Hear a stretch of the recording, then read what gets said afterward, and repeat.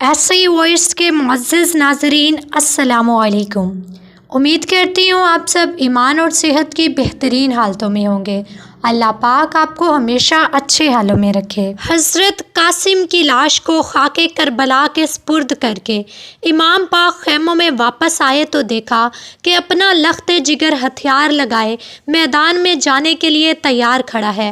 آپ نے فرمایا، بیٹا علی اکبر، بوڑھے باپ کو چھوڑ کر کہاں جا رہے ہو؟ شہزادے نے عرض کی، ابا جان، جہاں اون و محمد گئے اور قاسم و عباس گئے، قبلہ اجازت دیجیے۔ مظلوم کربلا نے ایک پرسوز آہ بھری اور فرمایا، بیٹا تم شبیہ مصطفیٰ ہو، تمہیں دیکھ لیتا ہوں تو نانا پاک کی صورت سامنے آ جاتی ہے اور میں اس مقدس نشانی کو ضائع نہیں کرنا چاہتا۔ شہزادہ علی اکبر نے عرض کی، ابا جان اجازت فرمائیے، کہیں ایسا نہ ہو کہ قیامت کے روز نانا جان اپنے دربار سے دھکا دے کر نکال دیں، دادی فاطمہ مجھے دیکھ کر منہ چھپا لیں اور شیر خدا بزدلی کا طعنہ دیں۔ سیدہ کے لال کی آنکھیں پرنم ہو گئیں اور فرمایا، بیٹا تمہیں اجازت دینے کا اختیار مجھے نہیں، تمہاری پھوپھی زینب کو ہے، جس نے اپنے دنوں کا چین اور راتوں کی نیند حرام کر کے تمہیں پالا ہے۔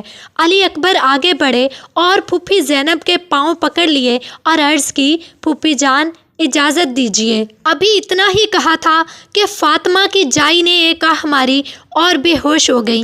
شہزادہ علی اکبر نے اپنا سر پھوپھی کے قدموں میں رکھ دیا۔ سیدہ نے آنکھیں کھولیں اور فرمایا، علی اکبر جاؤ، مگر باطل کو حق پرستی کے معنی سمجھ میں آ جائیں اور لشکر یزید پر علی کی شجاعت کا راز کھل جائے۔ شہر بانوں نے لباس بدلا، امام عالی مقام نے ہتھیار لگائے۔ ہتھیار کیا تھے؟ امیر حمزہ کا نیزہ تھا، حضرت جعفر کی کمان تھی اور بابا علی کی تلوار تھی۔ یہ ہاشمی شہزادہ جب اپنے جسم پر ہتھیار لگا کر اپنے بھائی زین العابدین کو آخری بار ملنے کے لیے خیمے میں گیا تو ایک حشر برپا ہو گیا۔ پاک دامن بیبیوں کی چیخیں نکل گئیں، شہر بانوں بے ہوش ہو گئیں، امام پاک تڑپ گئے اور خیمے کے بانس بھی ہلنے لگے۔ ابھی یہ دردناک منظر ختم نہیں ہوا تھا کہ لشکر یزید سے آواز آئی، حسین موت سے ڈر گئے ہو؟ اور پھر ہاشمی شہزادے کی صدائے نعرہ تکبیر سے فضائے کربلا گونج اٹھی، چہرے کی تجلی سے میدان کربلا چمک اٹھا، زلفائے عنبرین سے کوفہ کا میدان مہک گیا۔ ہاشمی جوان یزید کے لشکر کے سامنے بڑے ہی جاہ و جلال سے ڈٹ گیا۔ شہزادہ علی اکبر کے اس جلال کو دیکھ کر کوفیوں کے دل ہل گئے اور وہ حیرت سے ایک دوسرے کا منہ تکنے لگے، اور عمر بن سعد خود بھی گھبرا گیا۔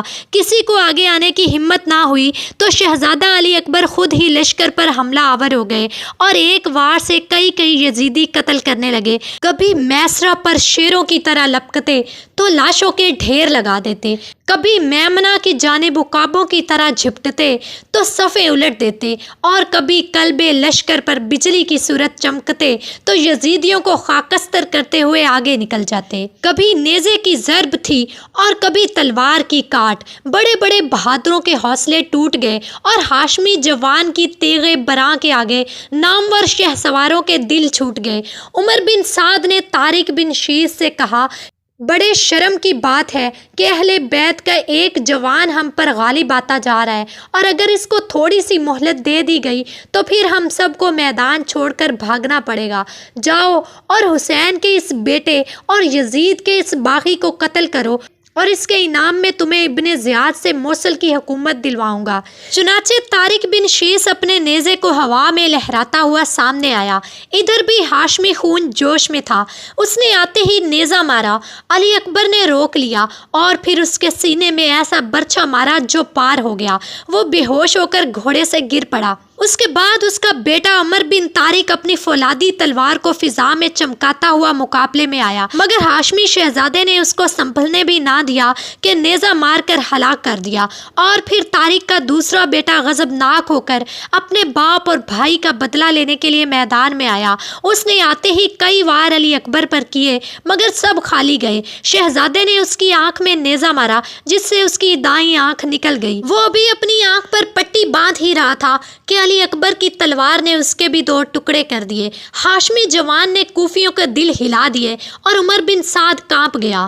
علی اکبر تازہ دم ہونے کے لیے میدان سے نکلے، باپ کے پاؤں کو بوسہ دیا اور عرض کی، ابا جان پانی۔ فرمایا بیٹا حوض کوثر سے پیو۔ شہزادہ علی اکبر نے کہا، ابا جان خدا کی قسم آج اگر علی اکبر کو پانی کے چند قطرے کہیں سے مل جائیں تو کوفیوں کو باطل پرستی کا مزہ چکھا دوں اور آج دنیا کو بتا جاؤں کہ نبی کے غلام جب حق و اسلام کی حمایت کے لیے میدان میں نکلتے ہیں تو پھر ان کی تیغ براں اس وقت تک میان میں نہیں آتی جب تک کہ وہ صفحہ ہستی سے کفر و باطل کا نام و نشان تک نہ مٹا دے۔ امام علی مقام نے فرمایا، علی اکبر مجھے یقین ہے کہ تم یہ سب کچھ کر سکتے ہو مگر میں مجبور ہوں، اور بیٹا آسمان کی طرف دیکھو۔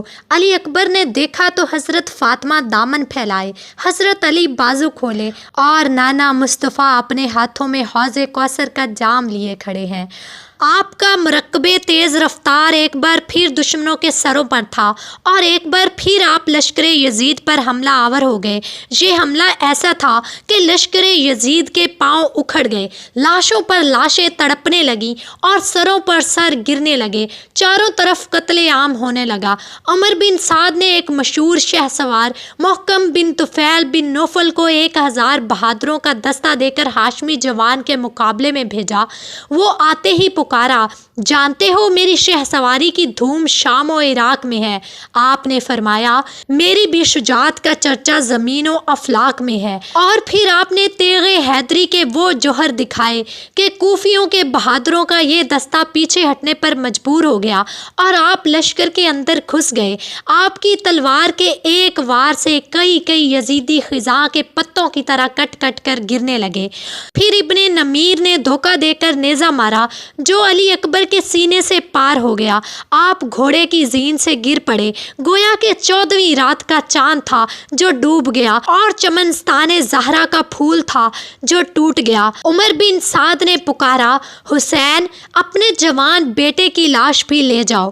نواسہ رسول اپنے بیٹے کی لاش پر پہنچے، دیکھا تو ظالم لاش پر گھوڑے دوڑا رہے ہیں۔ حضرت حسین ادھر ہوتے تو ادھر سے آواز آتی، ابا جان مجھے پکڑنا۔ آپ اس طرف دوڑتے تو آواز دوسری طرف سے آتی، ابا جان مجھے پکڑنا۔ آخر کار حضرت امام حسین نے لشکر یزید کو للکارا تو وہ بھاگ گئے اور آپ نے علی اکبر کی لاش کے ٹکڑے اکٹھے کیے، اپنی چادر میں باندھے، اٹھانے لگے تو لاش اٹھتی نہیں، اور اٹھتی بھی کیوں کر؟ اس لیے کہ امام الانبیاء کے کندھوں پر کھیلنے والا حسین آج کربلا کے میدان میں اپنے بھانجوں، بھتیجوں، بھائیوں اور اپنے بیٹوں کی لاشیں اٹھا اٹھا کر تھک گیا تھا۔ ہاشمی شہزادے کی لاش خیمے میں پڑی تھی، عابد بیمار فرش پر دھاڑے مار مار رو رہا تھا اور معصوم اصغر جھولے میں تڑپ رہا تھا۔ بی بی شہربانو آہیں بھر رہی تھی، سیدہ زینب لاش سے لپٹ گئیں اور خون آلود زلفوں کو چومنے لگی۔ اور پھر امام علی مقام نے اپنے بیٹے کی لاش کو اٹھایا، آنکھوں سے آنسوؤں کی لڑیاں بہہ رہی تھی، قبر کھودی اور اپنے لخت جگر کی لاش کو بڑے ہی صبر و سکون کے ساتھ دفن کر دیا۔